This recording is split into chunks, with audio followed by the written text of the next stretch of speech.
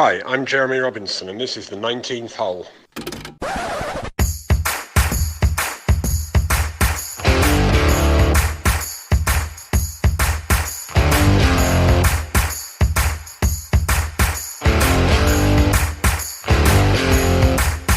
So, hi, I'm Jeremy Robinson, and welcome to the 19th hole.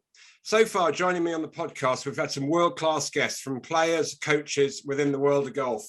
So today, I'm absolutely delighted and thrilled, actually, to welcome one of my old pals, Gareth Lord.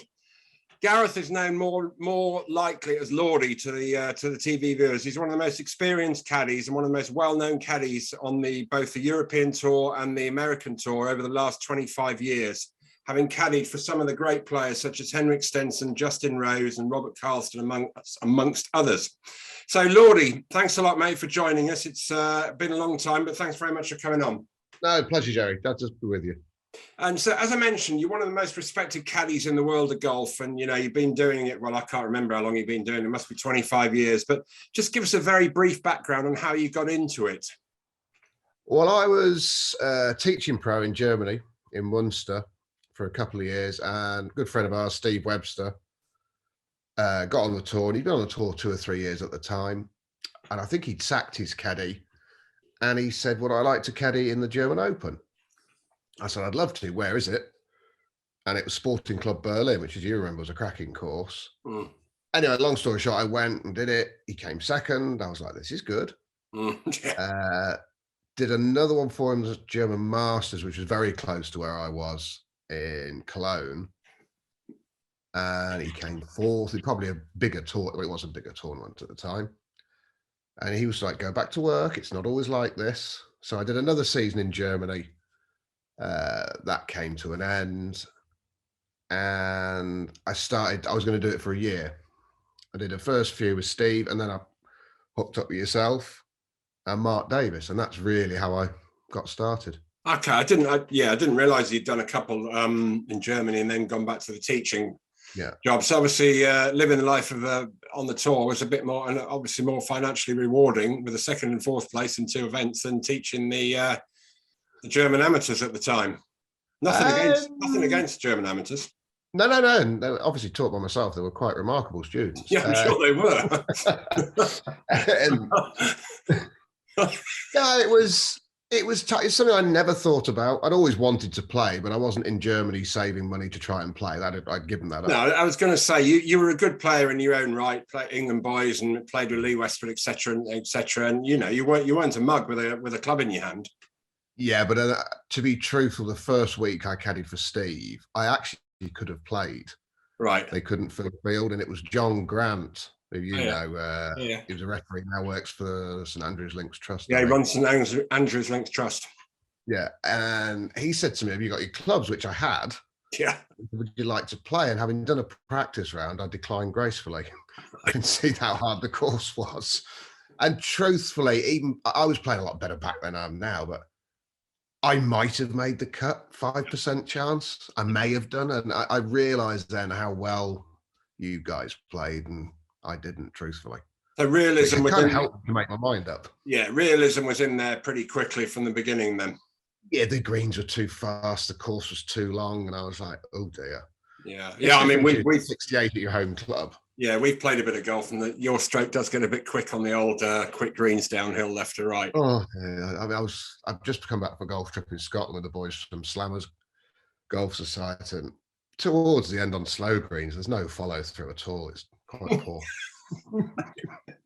So that's how you kind of got into it. So obviously, you know, as you rightly say, you caddied for Webby from Coventry, and our good pal Mark Davis from Essex, and then myself. And you caddied for me, I think, probably for about a couple of years. We didn't have any high finishes, but we made a lot of cuts, didn't we? I remember one year, did we miss one? Yeah, we did. I think it was something like 23 events or something, and I made like 22 cuts. I think we made them all on the mark because there was a lot of close run things. And that's when I really knew I enjoyed it. Yeah, it wasn't a question of going out. I mean, obviously, you're trying to do as good as you can. Yeah. But realistically, we weren't going to win, were you? And that's not being harsh. No. I mean, you knew back then there was there's levels within the tour. I mean, we could come exactly. top 10. I'm not saying that, but it was unlikely we were going to win. Yeah. So it's, but yeah, we had some good times. The one quick story I do remember when you caddied for me. I don't know whether you remember it, but we played with Ricardo Gonzalez, and I think it was in Sardinia. And Ricardo, I mean, as laid man back as you'd ever find. Yeah. And he rolled up on the tee, and he was like 2 or 3 minutes late. And the starter said, "Unfortunately, Ricardo, I'm sorry, but that's a 2-shot penalty." And you're kind of going, God, dude, you think he'd turn up on time? Anyway, about 3 or 4 hours later, he signed for a 67. For 7 under par, and that was with a 2-shot penalty. Yeah, no, I remember it. I mean, I think he got those 2 back in the first 2, so it wasn't. Yeah, it was like it was fantastic. But anyway, yeah. So we had a lot of good times. We had a good finish at the Forest of Arden. I remember when that ball span back in the water in the last round. I was one shot off the lead. I was 1 shot off the lead. I remember making the turn in the last round. Yeah, hit a good shot in the 12th hole, the par 3, and it span back in the water, if you remember rightly. Yeah, no, par 5. No? Par 5. Sorry, I beg your pardon. Par 5. Yeah. And it was that front right part of the green was always a bit silly. That was it, yeah. It was front right, and it came back in the water. And we were both a bit mortified, really, because it was a good shot, and it was just. No, it was a good shot. I remember that. Yeah, but I remember chipping in on the 18th and winning your mate a few quid. Not that you're a betting man, but he was. No, it was obviously I wouldn't have bet anyway. No. Although it was allowed then, it's not now. But half of Coventry Hersal Golf Club seemed happy that you won your 2-ball. Let's say that. Against Old Corn as well, wasn't it? I believe it was, yeah. You were a nice price. They were very delighted with it. Yeah. So anyway, moving on from me and Webby and Mad Dog. So then we taught you everything you kind of know about caddying. And then how did the Robert Karlsson bag kind of happen, or how did it appear? Well, it was funny because that was really the kind of breakthrough, if you like. That's my bit of luck, if you want to call it, whichever one needs in whatever you do. I was actually going back to teaching. My college roommate, when I was at Tennessee, Chattanooga, his father had bought a course. Right. He was going to run it, and I was going to be kind of head pro, if you wish. Okay. And I was going over in end of July to start August, something like that. So I got the summer still to work. Yeah. And I got a phone call from one of our mates, Martin Travers Kellett Rowley. And he said, I've got a Swedish chap's going to give you a ring. I can't tell the full story, but he said a Swedish chap's going to give you a call. And you'll owe me for the rest of your life, was basically the gist of it. Yeah.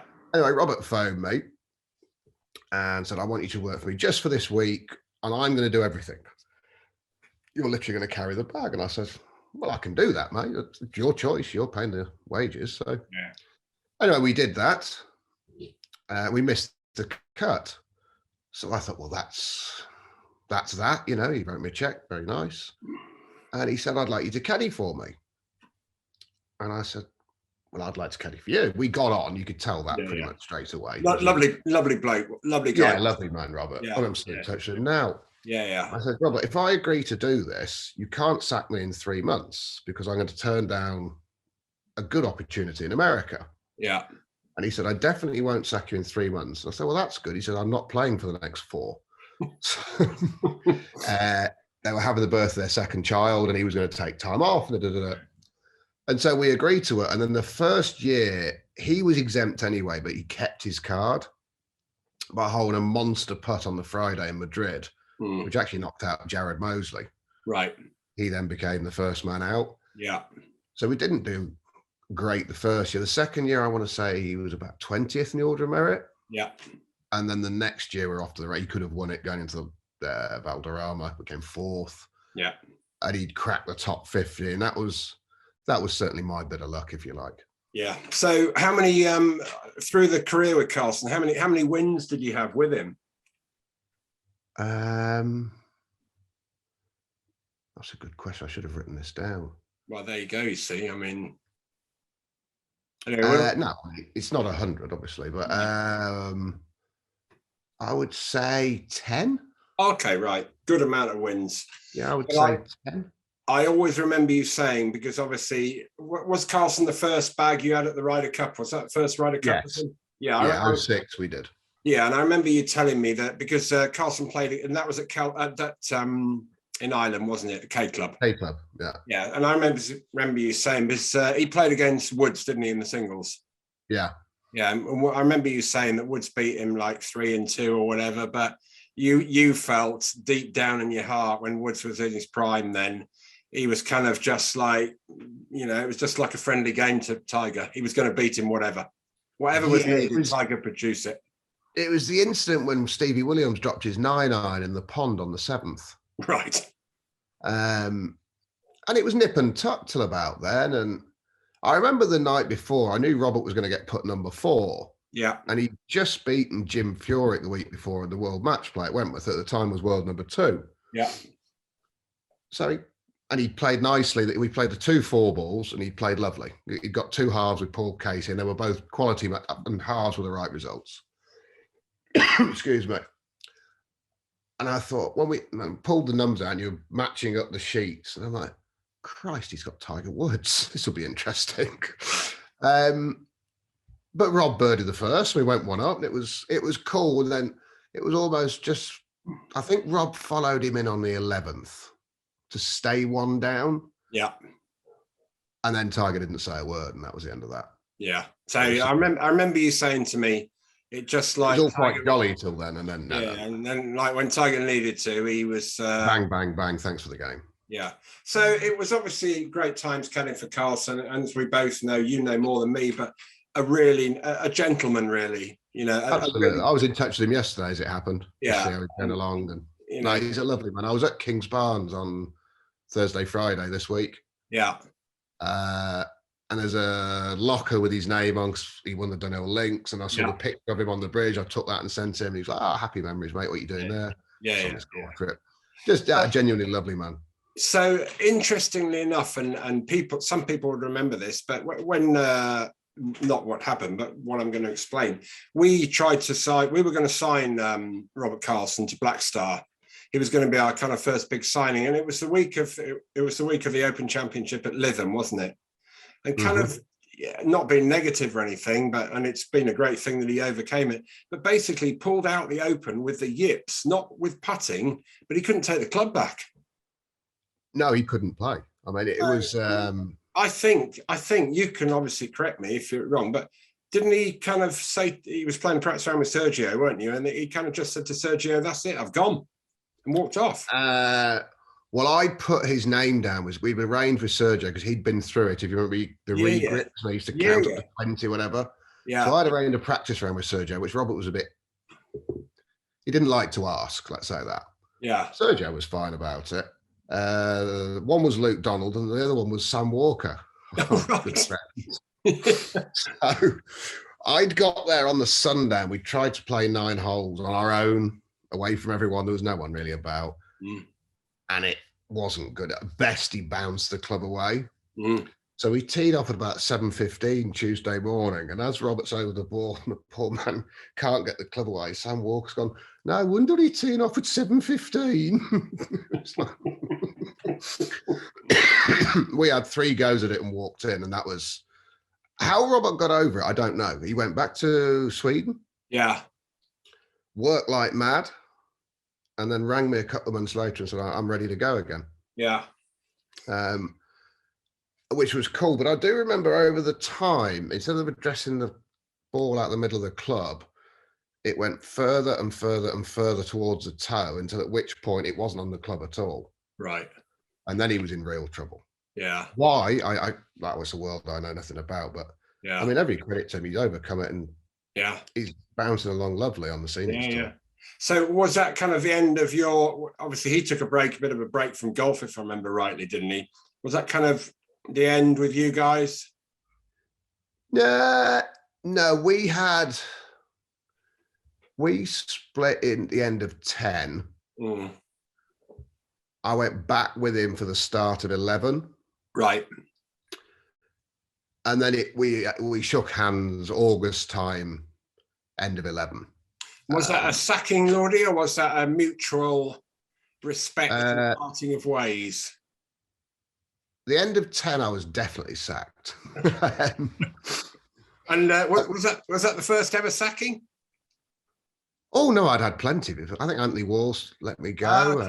Okay, all right. We won't go down that route. No, it'd been happened before. But to be fair, everyone I've ever worked for, Yeah. we're still good friends, you know. Yeah. It's Well, not. that's the main thing, isn't it? And Yeah. I mean, We're all trying. Sometimes it doesn't work. Yeah, I mean, everybody has their ups and downs on the course, don't they? Like, every player wants to blame the caddy. I mean, that's what you're for. That's your main job, really.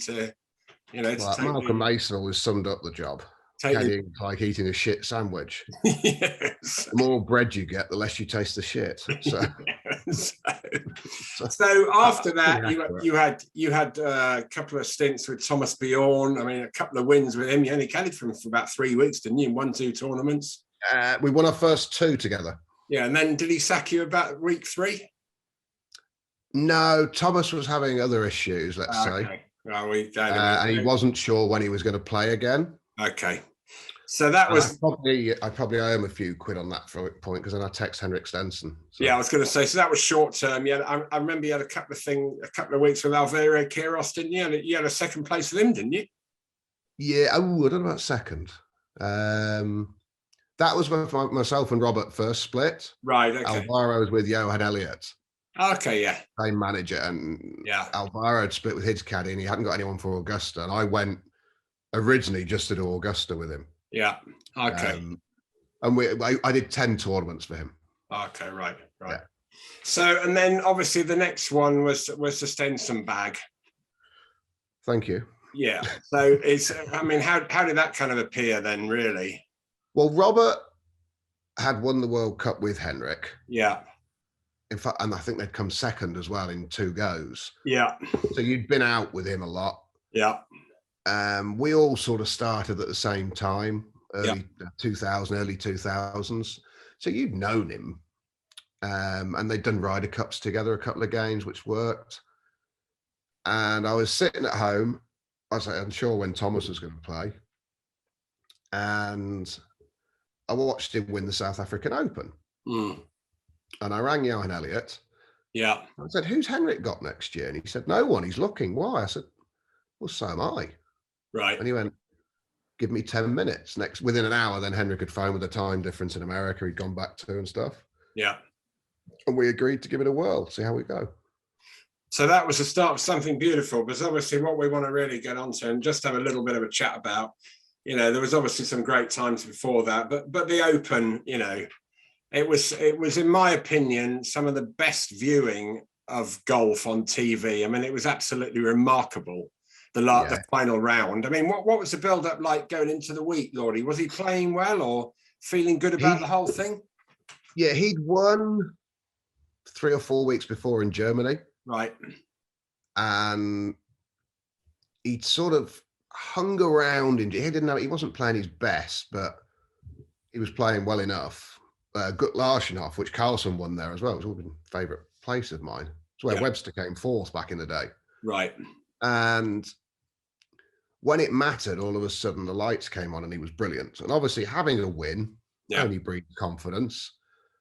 I wasn't predicting he's going to break every record in the R&A book, but having the backup of a win and hitting the shots at the right time and doing it is fantastic, especially when it's such a fresh memory. Yeah. And then what they did, going into the last round, it was pretty much a 2-man shootout, but you could have a really fast start at Troon with that wind. Yeah, just before that though, had he played in the Scottish Open the week before? Yeah, I think we did okay. I don't remember. So his form was like, I'm just trying to establish where he was in his kind of that year in his career. I mean, how had he done in the US Open and the Masters that year? I think the US Open, he'd had a bit of a strop and walked off with 2 holes to go. We had to go back in the morning to finish, and I don't think he bothered. So that wasn't the greatest. Okay. The Masters was never his favourite place. No, so it's the wrong course for him. Yeah. The run up to that, so if you go 13, 14, 15, he's had some wonderful major form. I mean, you were saying at the time, if he was to win a major, no one would be that surprised. No. I'm just trying to establish what the kind of form was. Yeah, I mean, I think it's one of those, I reckon he came about 12th and didn't putt great, which, for him was... Yeah. But he was one of the best, I mean, it clearly was, he was one of the best players in the world at the time. And as you say, 12th at the Scottish Open was for someone like me, I would have been jumping up and down. But obviously for him, it was like, you know, he was he's a fantastic player and the I mean, I think we had powers. Yeah, I think we had something like 4 to 5 years entrenched in the top 10 in the world. Yeah. So, you know, he was a world class. He's a world class player.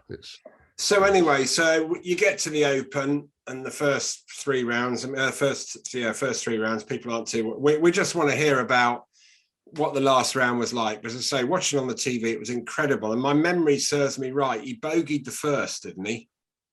He did. Yeah, we went with a little 8 iron. I'll never forget it. And he really, literally just touched it. And I'm like, oh dear, that's not that little. Yeah. We're right at the front of the green. Yeah. Mickelson holds it. Yeah. We 3-putt, Mickelson holds it. And I'm like, oh Christ, what a start.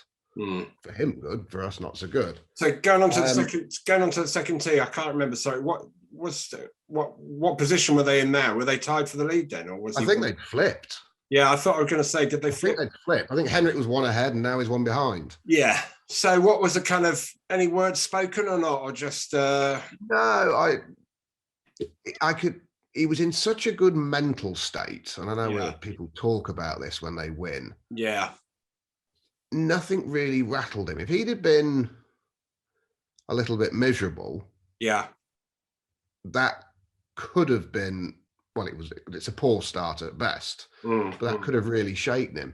Yeah. But I just said to him, I goes, were you happy with the 8 iron there? He said, oh, I hit it far too soft, mate. Yeah. And I'm like, oh, okay, cool. So he's like, don't worry about it.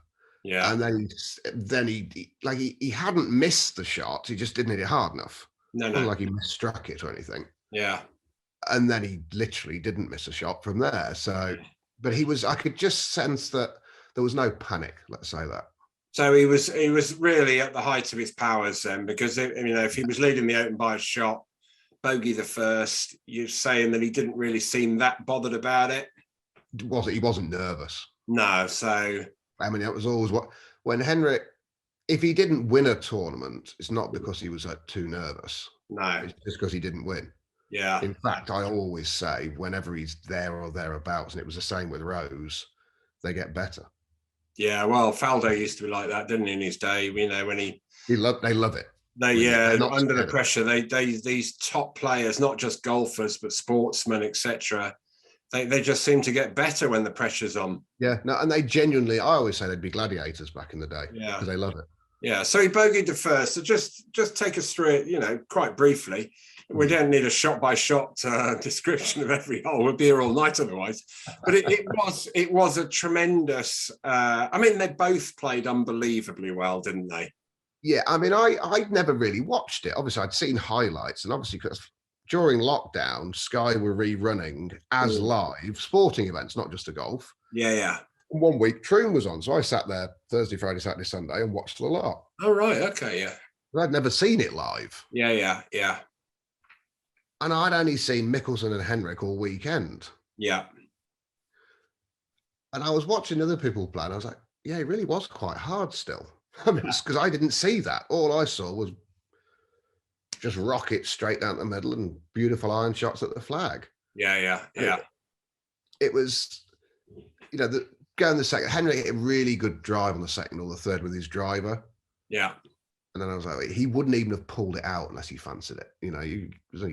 There's certain spots we're trying to hit to. Well, he's trying to drive the green. All of a sudden, bang, he does it. Mm-hmm. That's a good sign from our standpoint.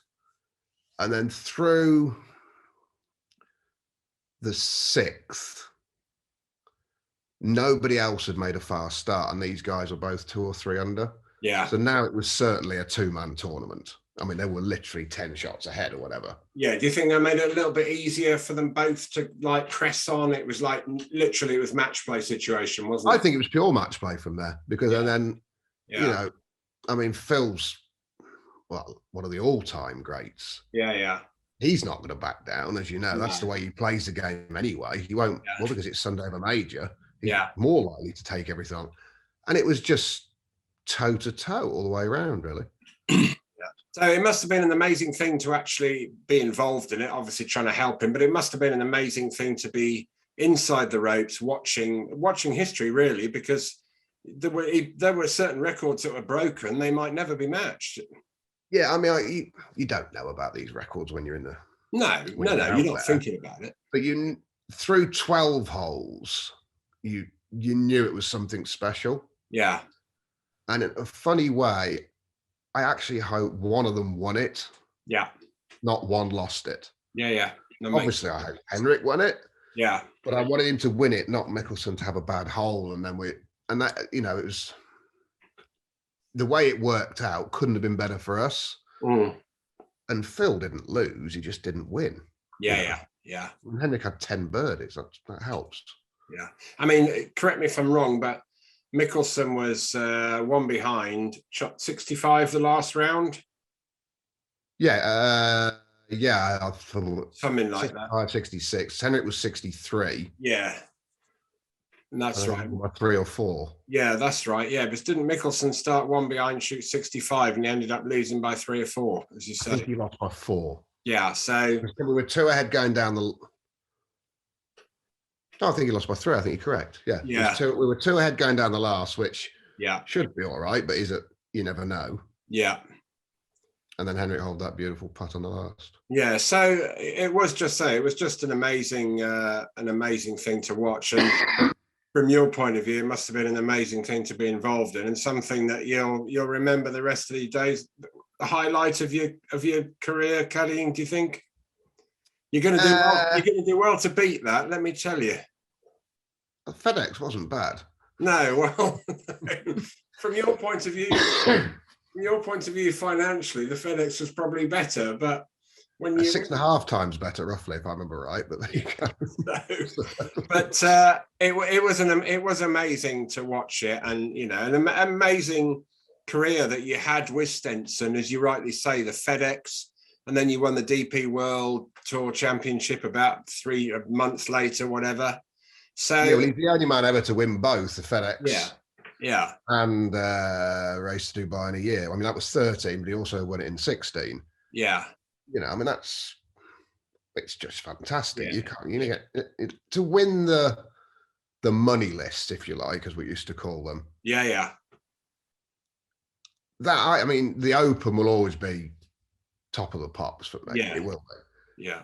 But it's a bit like they say, do you want to win the Champions League or the Premiership? And they generally say the Premiership because it's a truer test of, it's a year-long race. Yeah. And that is pretty special. Yeah. So here's a question for you. If a young caddy was saying to you, or anybody was asking you, what did you prefer winning? Did you prefer winning the Open Championship, or did you prefer winning the FedEx playoffs? I'll take the 5th, whatever it's called. I mean, both. If you have to give one back, you'd give the FedEx back. Yeah, I mean, both of them. Begrudgingly. Yeah, both of them are clearly very special. I actually asked Zach Johnson that once. If you have to, he won the Open at St Andrews, right, and Augusta. Yeah. And I said, if you had to give one back, what would it be? And he just looked at me and said, thank God I don't have to. Yeah. Especially Open at St Andrews as well. Yeah. So, well, I remember when he won it. Yeah. It's an impossible choice, especially for the players, because they've won it. I mean, I've only really truthfully carried the bag and tried to that's one of the things. Interesting you say that, because it's a story that I tell people, obviously, but because you and I are good mates and good friends and everything. And it's one of the things that I tell people, the boys at the golf club and that. I said, Lordy always says, the classic caddy situation. It's, when the player does well, the caddy says it's we. When the player's not doing so very well, it's him. But as we made birdie, he made 6. Yeah, but as you always said to me, and I said to the boys at the golf club, you've always said, even if you hadn't been carrying Henrik's bag and he'd actually been carrying it himself, the way he played in the height of his career, he still would have been doing quite well. Oh, I mean, I always say this as well. I caddy for myself and I've never won the Open. So how much influence do I have? It's like, yes, you do all the prep, where the misses are. We have spots for certain wins. But ultimately, it's you boys have to execute the shot. You have the best information in the world, and you hit a poor shot, it doesn't matter. So, we have an input. What percentage that is, Jerry, you could always argue, but it's not that big. Well, I think it probably differs with different players, doesn't it? Some of them you would know a lot more than me, but some players like to rely on the caddy a lot more than the others. And the classic example is, reading the greens, isn't it? Some players just prefer to read the greens themselves, and some like the caddies all over the place. And I mean, Henrik knows better than to ask me on Bermuda greens to read the green. I'm not very good at it. Yeah. On bent grass, I can structure a decent opinion. Yeah. So but he reads them miles better than me, and sometimes he'll ask me for the read, and I always say that's without the grain. Yeah. You can see how the land lies, and then it's up to him to factor it in. But it's very rare. Yeah. All right. So that's kind of on the open. So obviously great fun caddying for Stenson, financially very rewarding for the both of you. Great career with you two guys, and then it kind of just like faded out a little bit, and then it was fell out. We agreed that the Ryder Cup would be our last event, probably 6 weeks before the Ryder Cup of 2018. Yeah. 2018, we hadn't had a great year on the course, and there's lots of, you could say for whatever reason it is, but there wasn't one. No. My shoulder was killing me, and I needed an operation. Yeah, and he had surgery as well, didn't he? He was having surgery because actually, when we were at the Ryder Cup, I said to him, "Hey, I booked my flights for Dubai. I didn't realize I'd already booked them." I remember you saying, "Why don't we just go to the end of the year?" Yeah. And he went, "You know what? Why it's we've been lucky and we've won a couple of times there. Why wouldn't we keep going till then?" Yeah. He said, "The only thing I've got to tell you," he said, "I'm going to have my knee done." Yeah. And the moment the Ryder Cup was finished, and I don't know if I'll be back. Yeah. I said, "Well, I won't cancel my flights. My shoulder's scheduled for December." Yeah. Frank got the shoulder specialist, and I got it. He got me in way earlier. So I rang Henrik. He said, I don't think I'm going to play anyway. So the Ryder Cup, we knew that was the last one. Yeah. So I had my shoulder done, which unbelievably, from carrying a bag for 20 odd years, the gaps in the shoulder blades had diminished. So I was getting bone on bone. It wasn't horrific, but it was uncomfortable. Yeah. So Lordy, so Stenson kind of finished, and then so it wasn't really a firing. So you're telling me really that you hadn't been fired. How many times had you actually been fired as a caddy? Be honest. Oh, a good few. Oh, there was a few, was there? I bet 4 or 5. Oh, well, I'll rephrase that. The worst firing then. The one that hurt you. Oh, Robert. Oh, you count that as a proper firing then, that one then? Oh, yeah, no, the first time I was fired. Oh, were you? Oh, it's the end of it. Because I remember, firing a caddy is tricky. I mean, I remember playing in Germany one year, and you remember him, Stevie from Sunderland, big Sunderland fan, the chef and everything. He's such a nice man, but he could just talk and talk and talk.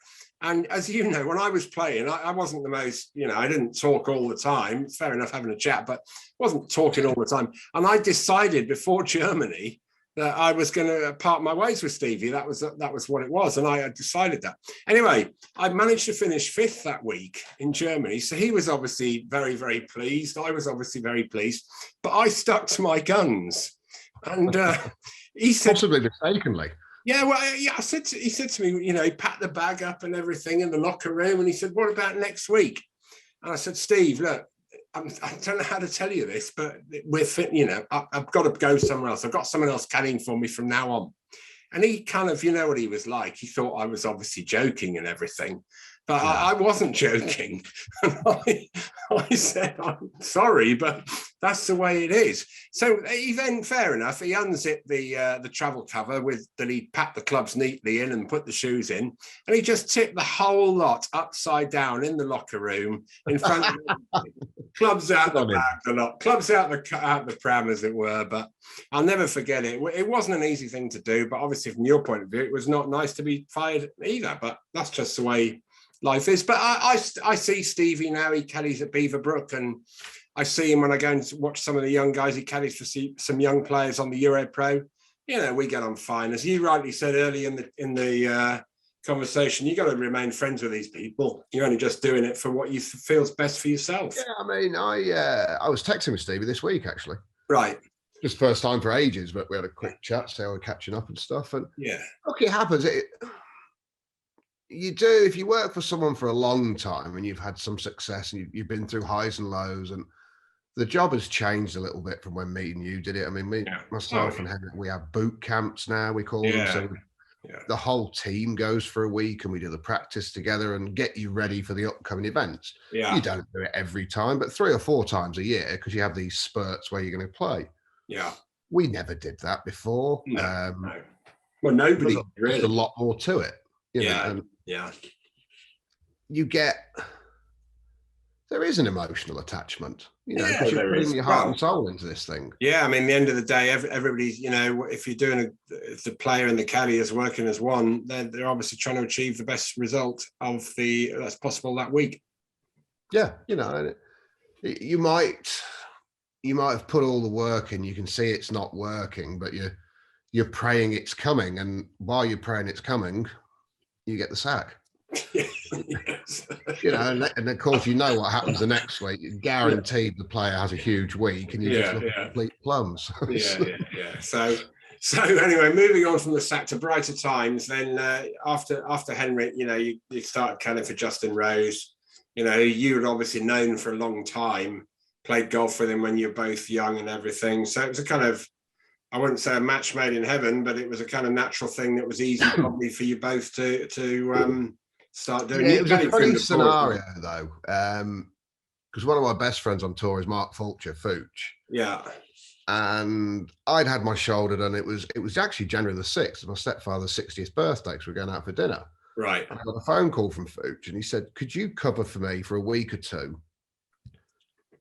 Ironically, this topic is on the one he wanted me to do was Saudi. Right. Rose was playing a couple of tournaments in America, then going to Saudi. Yeah. And I said, "Mate, I have no idea. I mean, my shoulder, I was still in a sling in effect. I hadn't even picked anything up, never mind a golf bag." I said, "But what I'll do, I'm out for dinner now. When I get back home in the morning, I'll get my carry bag out. Yeah. See if I can pick that up." He said, "Well, if you need a carry bag, he's not against it, so don't worry." Anyway, then Fucci's problems were a bit deeper. Yeah. He first thought, and he had to go in for heart surgery. Yeah. Which made my shoulder look pretty lame. Yeah. So he was out for a period of time. We knew it was months, we didn't know how long. Yeah. I then went up to the local golf club and walked. I didn't play. I had no chance of playing. I walked around 9 holes. Yeah. Actually caddied for a friend just see if I could do it. It was sore, but I spoke to the surgeon. He said, "You're not going to hurt it." He said, you might get some pain. He said, "But it's bones. You're not going to mess them up by carrying it." But I had to switch shoulders and whatever. So yeah, I said, "Yeah, I can start with Justin." We did a boot camp, ironically, in Palm Springs. Right. 4 or 5 days. Played the Amex Pro-Am tournament. Then went to Torrey Pines and then went to Saudi. Yeah. And at Torrey Pines was a win, wasn't it? Yeah, he won, which was that was pretty cool actually. Because I actually caddied for him when he first turned pro, and I had 6 of his 20-odd missed cuts. Did you? Well, that's going back. I remember when he turned pro, it was 21 cuts in a row missed, wasn't it? Yeah, I had 6 of them. Did you? Because I remember him not going backwards, but he started at the Dutch Open, didn't he? And they were all chucking roses at him. It was a week after the Open. I remember it. Yeah, he was. He really struggled, to be fair to him. Yeah. And he was at the time, he was getting worse. Then I caddied for him at the end of that year. Yeah. And he got it back. Yeah. But he showed great, talk about Karlsson getting over, taking the club back. Justin Rose showed great mental ability at that age to pull through. I mean, he was getting invites all the time, and probably, it was almost like some weeks I remember him turning up and he was almost like, "I don't really want to be here." Yeah, I don't know. I mean, look, you'd have to speak to Justin. I've never really spoke to him about it, but maybe he might have done it a bit differently second time, but you don't get a second chance, do you? So no. He had the starts. He just nearly won the Open. Yeah. Why wouldn't you play? You could argue at the time. He's just had a couple of bad weeks. Yeah. Let's just say this. I don't think in the long run it hurt him. No, it probably didn't. It probably made him stronger. I mean, obviously his dad passed away, etc. But I mean, to miss 21 cuts in a row at that age, and then to carry on and have the career he's had, it was just, is amazing. I think world number one would seem a long way off at that point, I would say. Yeah, it would do. So that was, you caddied for Justin for how long did he caddy for Justin for? 2 years. 2 years. So, and talking about world number one, so was there another world number one you've caddied for? Because I do remember a story that you caddied for Luke Donald for not very many weeks, but that was a bit of a result for you, wasn't it, going back? Yeah, I did. John McLaren got married. I mean, this isn't, you talk about being in the right place at the right time. This wasn't luck. This is unbelievable story. So we're at John McLaren's wedding, and we're watching the TV, and Luke, he's trying to win. They had a money list and a Fedex at the time. Yeah. So he was trying to win the money list. It was still quite a prestigious thing to do, as you can imagine. Yeah. And as we're at the wedding on the Saturday night, Webb Simpson, who's his closest rival, is storming up the leaderboard to such a point that now the last one was Disney, which was the following week. Luke had to enter. Yeah. To defend his position. Yeah. John was going on honeymoon. So obviously he couldn't do it. Yeah. So at this point, we'd had a few as well. It was like 9, 10 o'clock at night. And it was somehow decided I'd go. At the time I was caddying for Thomas. Right. So I had to ring Thomas and just check with him. He's like, of course, no problems. And Thomas wasn't playing, so it wasn't. Oh, okay. Yeah. But I said, look, I'll still be in Spain the following week. Yeah. But I won't be there till Tuesday, I don't believe, because you couldn't get there from Orlando, whatever. He's like, no, go and have fun. And long story short, Luke birdied the first 6 holes on the back nine and won the tournament.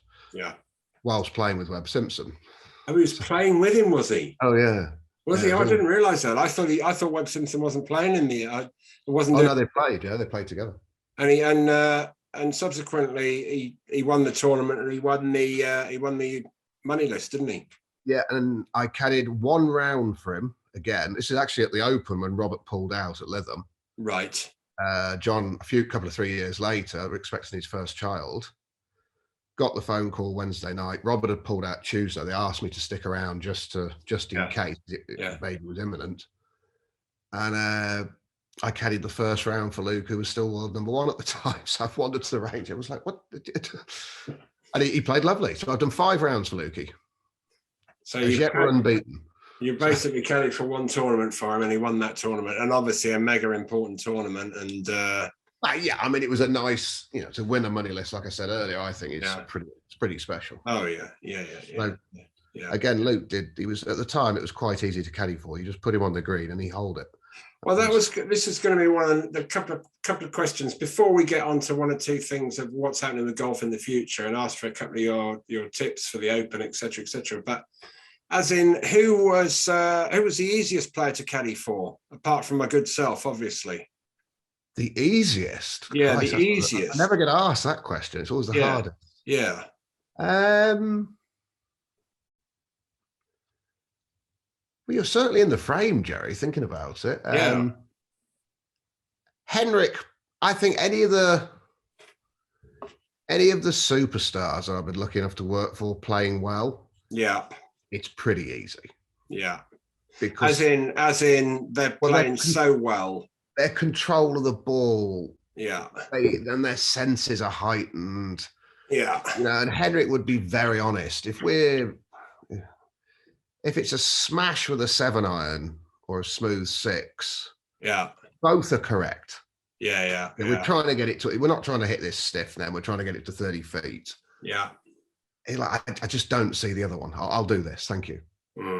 And that was it. If he's unsure of his swing, and some days we only have the hitting it really hard, and some days we only have it where he's better taking some off. He doesn't know that sometimes. No. And you'll hit a hard one that comes up miles short because he doesn't hit it very well, and you could be in the water, you could be anywhere. That can get tricky, and choice words may be spoken. That's not just with Henrik, that's with anyone. No, I agree. But I would say the better the player, the better they're playing, the easier it gets.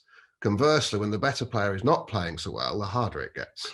So that was going to be the next question: is who is the hardest player? Thomas Bjorn. Thomas, and who's the most violent player you've caddied for? Oh, no, I've never received actual beatings. No, no. As in someone who can get quite hot under the collar when playing. Oh, Henrik. Oh, really? Oh, yeah. The Iceman can melt now and again. Wow, I thought you were going to say something different to that.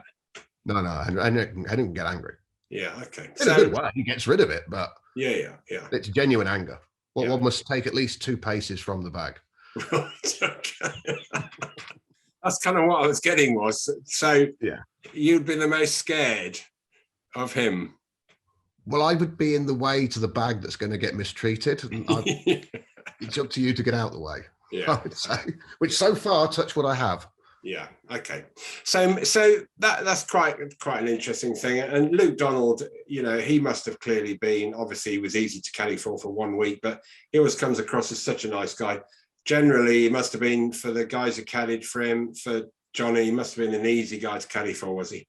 I would get that. I mean, he would be. Yeah, he's very calm out there. I mean, again, I've done 5 tournament rounds for him. It's yeah. I've done for the other boys. I'm sure. Yeah. He might wake up in a bad mood one day. He's a human being, and he's got every right to. Yeah. But yeah, Luke would be. It was just very calm all the way around. I wouldn't say it's a roller coaster. No. Okay. Unlike Mark Davis, which could have highs and lows, as we know. As we know, yeah. So before we move on to Ryder Cup captaincy and Saudi golf for possible involvement, if you were someone asked me to ask you this question. Okay. If you were a top 10 player in the world at the whatever time it would be, who would you like on your bag?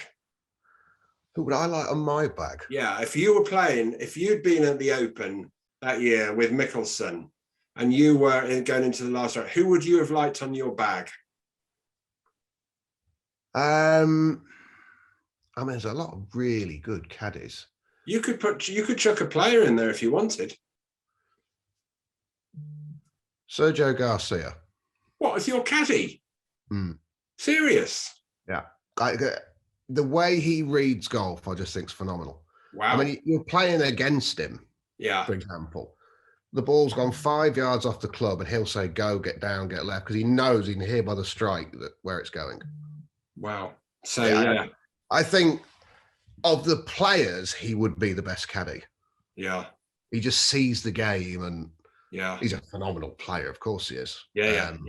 That's really interesting. That's really interesting you say that. So he, especially for a links especially with the flights and the different shapes. I mean, he moves the ball any which way he wants, high, low, left to right, right to left. So obviously you think he's a fantastic player. Oh yeah, wonderful. Yeah. Has been for 20 odd years. I mean, 25 years. Yeah. Well, I mean, after last week or last night when I was watching on TV, he might not be playing on the PGA Tour too much longer, but there you go. So I could possibly say. Anyway, so just going back to kind of Henrik and that. Obviously, a great honour to be Ryder Cup captain. He's been with the likes of Poulter, Rose, and all these guys, Garcia, as you mentioned. They took the mantle from kind of Sevis and all those guys who built the Ryder Cup, and they took it to another level by kept winning it all the time. And obviously for Henrik, it's an absolute honour to be Ryder Cup captain. Yeah, he's as proud as punch. I mean, he's been smiling ever since he's got it. Yeah. I think the last few weeks it's dawned on him what a big job it is. Yeah. But he kind of knew it, but until you get put in a situation where he is a perfectionist. Yeah. So he will have a hand in everything. I'm sure he will. Yeah. I saw he'll make things in his way are correct. Yeah. I did see some. Yeah, I saw something on Instagram about how he'd already had Kinnings and the rest of them to his house for some meeting, etc. I think there was 10 of them turned up. Yeah, I did see the picture of them all there. So obviously that's a great honour, and I'm sure he'll be a great captain, and hopefully the Europeans can win the trophy back. So moving on, just a couple of things. So there's the 3 majors left for this year. We've got the US PGA coming up pretty soon, the US Open, then obviously the 150th Open Championship. So kind of give us a few hints or tips of who you think is going to feature in these majors? I've always felt Matthew Fitzpatrick has majors in him. Right. I mean, he's playing beautiful golf this year. I think I'm watching the golf now. He's off. Yeah. He's up there again this week. He's churning out the top tens. Yeah. And if you look at his stats, his golf has evolved massively. Yeah. He's now really good off the tee. He wasn't before. Too short and a bit crooked. Yeah. Now, I want to say through 2 rounds, he was leading the strokes gained off the tee. Right. Now, that's a combination of length and accuracy. It's the ultimate driving stat. Yeah. You know, if he does that in a major week and puts how he can do, he will be close. No question. And he's another one, he likes it when he's there. Any Southern Hills specialists? Sorry, USPJs at Southern Hills in Oklahoma, Tulsa, Oklahoma. Have you been around that course? I was there for the last one, the hottest major on record, officially. Right. You want to be fit. Yeah, yeah. That's a certain time. Now, I know it's a different time of year. We were there in August last time, so maybe it's not quite hot. But I remember it was a good test of golf. It was super long. I'd imagine they've lengthened it. I heard they've changed bits as well. Yeah. So until we get there, I don't know exactly what they've changed. Yeah. It's your classic USPGA course. Yeah. I mean, Tiger won last time, but he won most of them back then. Yeah. So Matt Fitzpatrick then's one to be looked out for from your point of view. Yeah. Especially from a European standpoint. I think he'll do it one day. Yeah. And then who's your pick for obviously the Open at St Andrews this year is going to be mega and 150th edition, etc. I mean, I see even the stands down by the 18th green have got 150th written on the seats and everything. So they're going to make the R&A do put on great tournaments these days, not just at the Open, all the way through for boys and youths, etc. So who's your pick for apart from your man, who's your pick who's going to win the Open this year? Well, let's see who's banned and who's not. That could change it. We're going to get onto that in a minute, but let's say they're not. Let's say they're not banned. A full card. Tiger Woods. So you're going Fitzpatrick for Southern Hills. Who are you going for the US Open? John Rahm.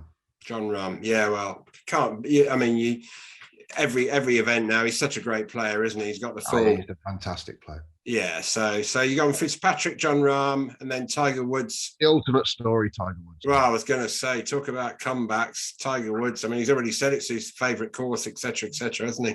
I mean, the last one to win the Masters was some comeback, but this one topped that.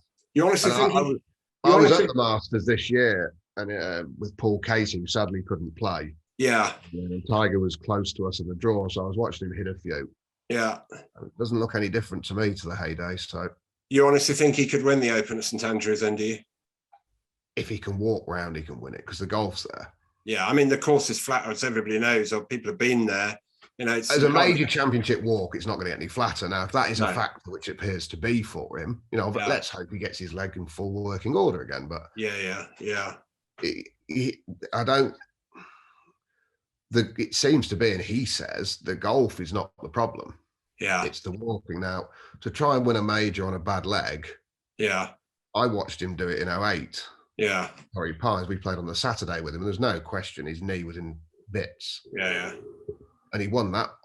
So I'm not no medic, but if anyone can, it's him. Yeah, I mean, he looked to be struggling, didn't he, at the last round at Augusta walking, but saying that his golf is, as you rightly say, his golf swing, watching him on the range, because the coverage is so great now, you can watch on the range and everywhere else. But, I mean, his swing just looked pure as anything, didn't it, really? Yeah, no, I heard him hitting the ball on the strike phenomenal again. So, and plus, it's Tiger Woods. When he gets close, it's different out there. So basically, every pundit in golf is saying how good the young Americans are, but you've gone for Fitzpatrick, Rahm, and an old American for the next 3 majors. So there you go.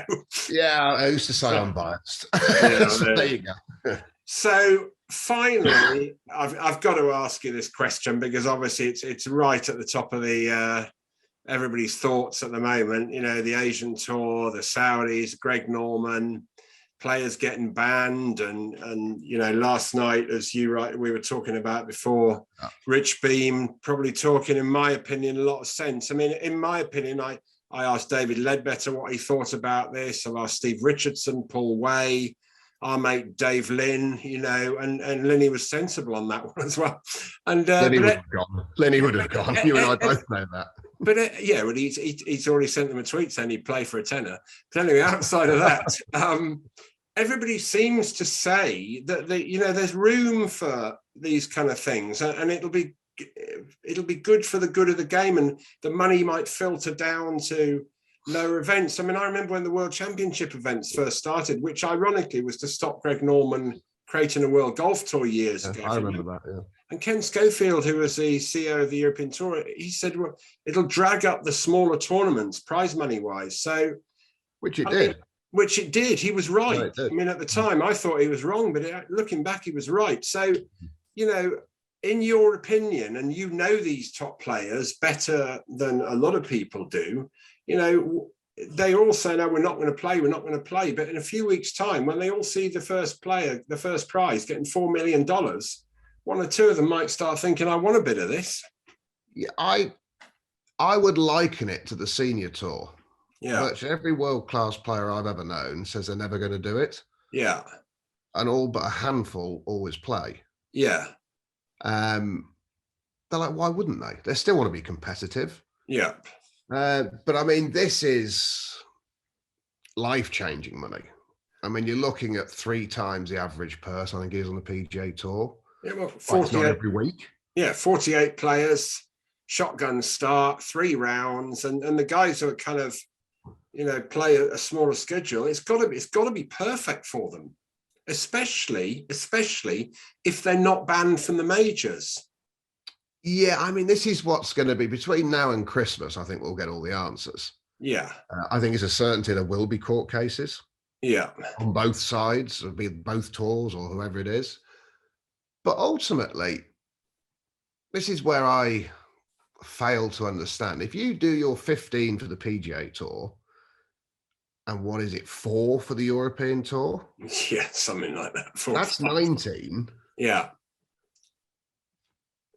Aren't you free to do what you want the rest of the year? Well, they say not, and we'll see. It'll be in court. But this is the thing. I mean, you can't make the rules up as you go along, can you? Well, I thought they could change them next year. That's a different thing in my world. But, well, yeah, that's one thing that obviously people are talking about a possible merger of the tours and bringing them close together and changing the rules. But surely, I mean, we could talk about this all night. Yeah. Obviously, the very interesting thing is going to be who is going to play at Centurion in a few weeks' time. I mean, obviously, they've got an Asian Tour event at Slaley Hall the week before. Yeah, well, I mean, that was all. There's nothing wrong with that when we went to Asia back in the day, the European Tour event, was there? No, exactly. The European Tour. I have no issue with that. Competition is for the best players and the best tournaments. It always has been. Yeah. And America won 20 years ago, if the truth be known. Yeah, I mean, the American That's Tour. why the superstars all live in America, pretty much. Yeah, the American Tour have had not a monopoly, but they've been the strongest tour for years. I mean, back in the early 90s, there was nearly a bit of parity with the exchange rate, etc. But the PGA Tour have run golf pretty much, professional golf, for a long time now. And it seems to me... Brilliant. Yeah, and fantastically, the opportunities are absolutely. Absolutely. I mean, they've done a great job. They're great tournaments and everything's fantastic. And I love watching it in the evenings, especially on a Sunday night. I just love watching it. But in the end of the day, do you feel that, they feel a bit threatened and they're thinking, this is not right. We run this show. These people mean business, clearly, don't they? Yeah, they're not going anywhere. No, that's the thing. So if they didn't care that much, they'd have gone by now. No, and as Rich Beam faced hurdles, and they've just said, "Okay, we'll do this, and we'll do this, we'll do this." Yeah. I spoke to a prominent agent. I won't say who it was a few weeks ago, and obviously we know there's some names in the press, and some of the guys have said, "Yeah, I've asked for a release." People can look that up if they want. I mean, I think Sergio's going to play after. After last night. Yeah, it sounds like he is. So, I'll text him. Let's see. I find it hard to see, and I spoke to you saying, I said, if these guys are still doing this in 10 years, do you think it will be the prominent tour on earth? And he said, it won't take 10. they see that they're in, and from what I understand, it's 8 tournaments this year. There'll be a minimum of 10 next year, and then you'll see the full format of the 14 events, 12 4-man teams that will stick for the year, more of the F1 type product. Yeah. It's going to be tough to say no. Yeah. Now, the problem you have is, of course, the majors are all individual entities. Yeah. If everyone was banned from the majors, again, I don't know how they do it, but if they were, that would make some people say no. Yeah. It would also, some people would say, well, who cares? Yeah, but also, Lordy, don't you think if it gets down to the case of players getting banned from the majors, it's just not a good thing for professional golf? Because people no one's winning. Nobody's winning, and the players are still making vast amounts of money. But the majors, even the Masters, which is an amazing tournament, etc., they've got to. They need the best players in the world to keep those tournaments at the top of the game. Absolutely. Their TV deals and their whole year runs off those weeks. If their income drops, that will certainly raise. As the same with the Open Championship, they've got some big worldwide companies who are sponsors of the Open.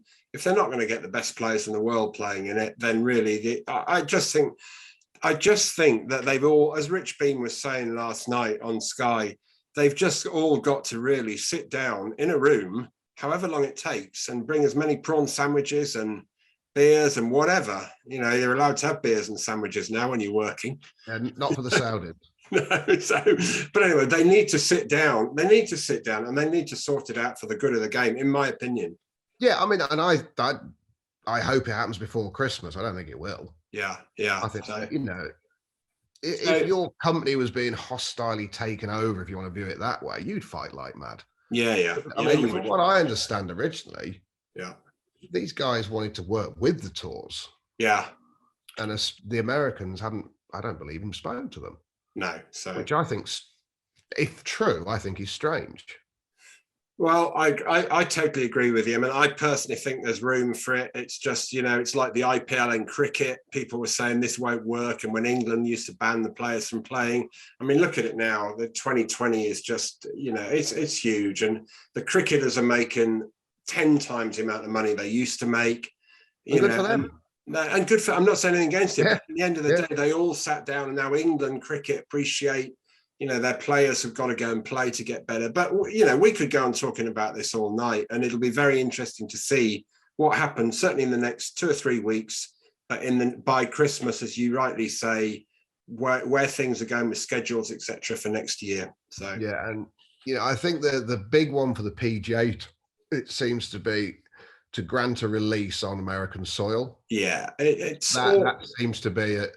There is a bylaw for that. Yeah, I mean, it's going to be, the whole thing is going to be, after the first event at Centurion, the whole thing is going to be very interesting to see what happens. Looking from my point of view, certainly from the outside in, I'm going to Slaley Hall actually, because we've got 2 of our players who've, fortunately enough, got invites to the first one, so it's going to be interesting to see. But anyway, as you say, we could talk about this all night long, but it'll be by Christmas time. I'm sure the whole thing will be a lot clearer. It'll be a lot clearer. Yeah, and so I just can't begrudge anyone that wants to go and play. I don't think.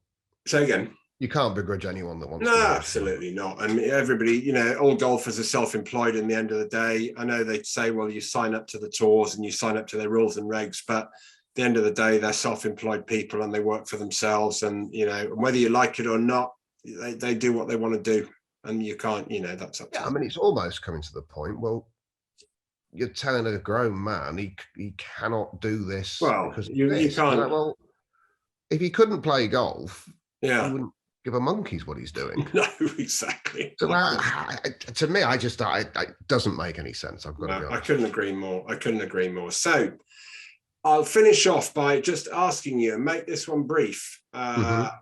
What the most memorable experience you've had as a caddy? Would it be winning a tournament, the Ryder Cup? What's the most memorable experience you've had that you'll go underground thinking about?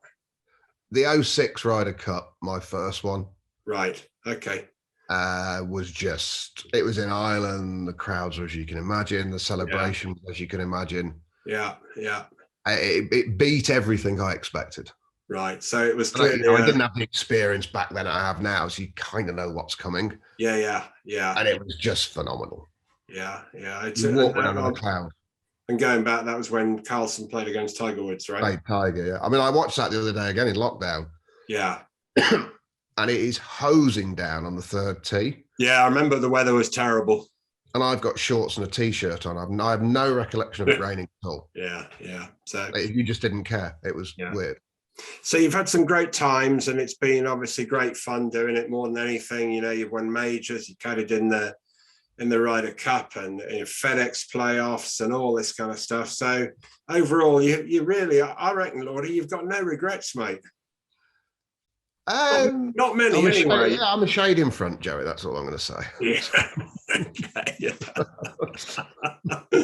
Well, we have our problems getting Zoom working, but we got that eventually. So yeah, we're not technical. We're not IT. No. Well, I had this problem with someone else as well. I'm not a techie, but it's like the other guys I've spoken to. So I've spoken to Steve Richardson and Paul Way, ex-Ryder Cup players, and David Ledbetter, and Lenny is a great friend of ours, you know. Yeah. And I've had a lot of fun. I've had a lot of fun tonight as well. So it's been interesting. I'm glad you invited me, mate. No. It's been interesting, and I'm sure to the people listening, it's been enthralling. And the one thing I was amazed about was when you said that you would have Sergio Garcia caddying for you.